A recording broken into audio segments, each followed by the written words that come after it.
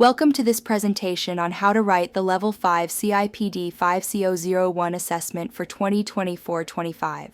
You can visit our website by clicking on link provided in comment sections or chat with us on WhatsApp on clicking link to get best expert help. You will find how to write all 10 acts in this video. Kindly subscribe us if you need more such important tips and information. 2. This slide addresses AC 1.1 by evaluating divisional and matrix organizational structures. Divisional structures group operations by product or geography, which allows for autonomy and focus on local markets, but can cause duplication and siloed behavior. Matrix structures support collaboration and efficient resource use across projects, yet they can create role ambiguity and conflict due to dual reporting lines. Choose structures based on business size, complexity, and strategic goals. For example, global firms may prefer matrix models for integration, while diversified companies may lean towards divisional setups to manage distinct business units. Need help in this assignment?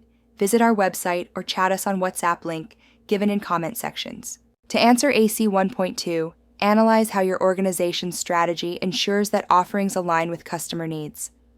For example, a customer-first strategy might prioritize innovation, quality, or support.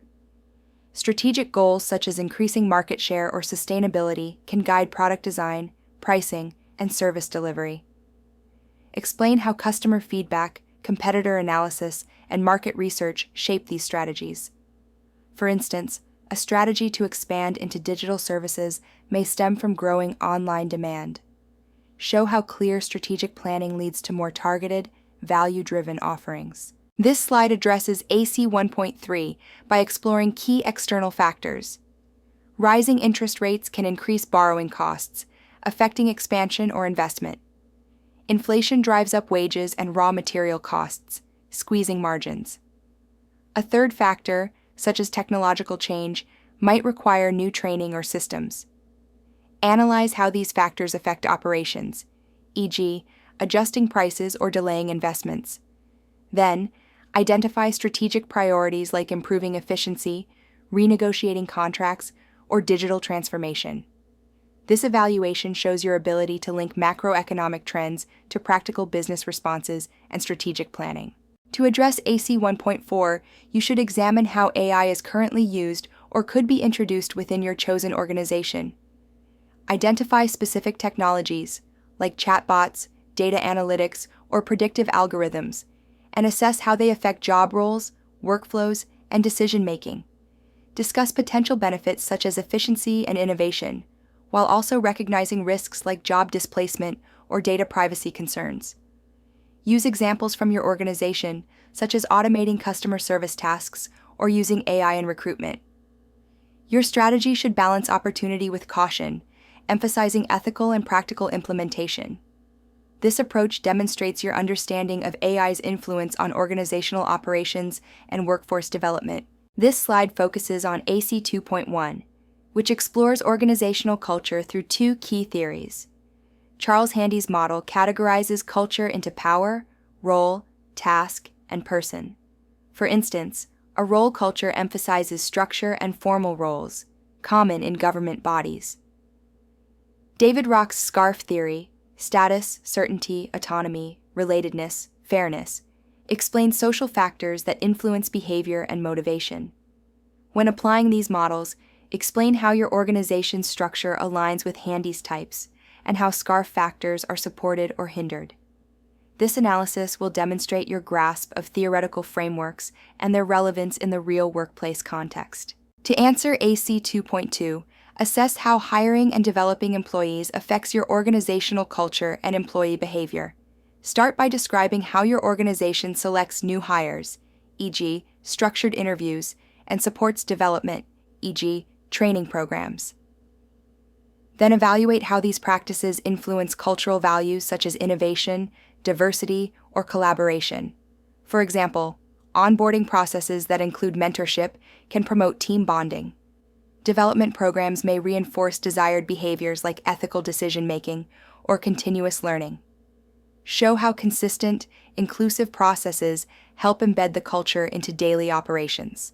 To address AC 2.3, Explain how Kotter's 8-step model supports planned changes, like transitioning to hybrid work. Begin by establishing urgency, step 1, around collaboration and productivity. Then form a guiding team, develop a vision, and communicate the change clearly. Empower employees, celebrate small wins, e.g., successful pilot days, and reinforce the new model. Address resistance by engaging staff in decisions and offering flexible solutions. By systematically applying Kotter's steps, you demonstrate a strategic approach to organizational change that promotes buy-in and lasting impact. This slide addresses AC 2.4 and how people emotionally respond to change using the Kubler-Ross curve. The model outlines stages like denial, anger, bargaining, depression, and acceptance. In a work context, employees might deny the value of new systems or feel frustrated with changes in routine. To support them, leaders should offer empathy, training, and clear communication at each stage. For example, at the depression stage, offer mental health support or mentorship. Understanding this curve helps managers prepare and reduce resistance through emotional awareness. To meet AC 2.5, explore how prioritizing employee well-being affects business outcomes. Define well-being as supporting mental, physical, and emotional health. Good work includes autonomy, recognition, and fair workloads. Well-being initiatives like employee assistance programs, EAPs, and flexible schedules show commitment to staff. Highlight that healthier, happier employees are more engaged and productive. Use data from the CIPD survey to support your point and argue for a standalone strategy if one is not yet in place. This shows the value of proactive well-being policies in creating a sustainable, people-focused culture. For AC 3.1, introduce the employee life cycle: attraction, recruitment, onboarding, development, retention, and separation. People professionals play crucial roles at each stage. During recruitment, they ensure fair, inclusive hiring. In development, they offer training and career planning. At separation, they manage exits respectfully. Explain how consistent support throughout the life cycle enhances employee experience, reduces turnover, and boosts performance. Use examples from HR practices in your organization, such as internal promotions or exit interviews. This approach illustrates how people practices shape employee journeys and business outcomes. To address AC 3.2, explain how people practice support strategy through integration. Vertical integration means aligning HR goals with business objectives, e.g., training to meet future skills needs.